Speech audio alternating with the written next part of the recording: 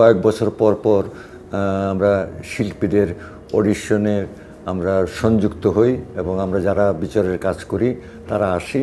আমাদের কাছে ভালো লাগে যে আমরা চাই সবসময় যে অন্তত শিল্পী কিছু বেরিয়ে আসুক।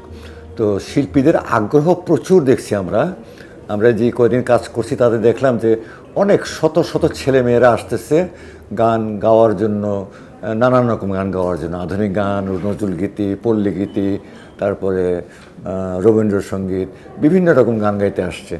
তো মাঝে মাঝে প্রচণ্ড নিরাশ হয়ে যাচ্ছি আমরা।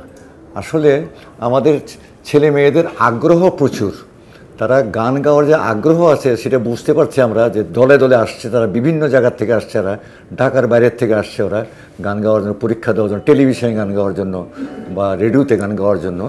তা আমি যেটা দেখলাম যে তাদের যে চর্চার ব্যাপারটা, গান করতে গেলে বা বাজনা করতে গেলে যে চর্চার প্রয়োজন হয়, এবং এটা হচ্ছে গুরুমুখী বিদ্যা, গুরুর থেকে শিখতে হয়।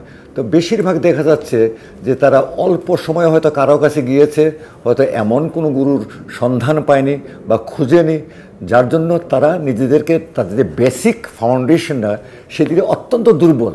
আমরা আশা করব যে তারা আরও প্রস্তুতি নিয়ে আসবে।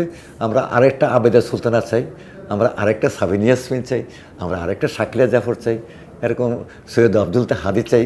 আমরা আশা করব এটা আমাদের সঙ্গীত সমৃদ্ধ হবে।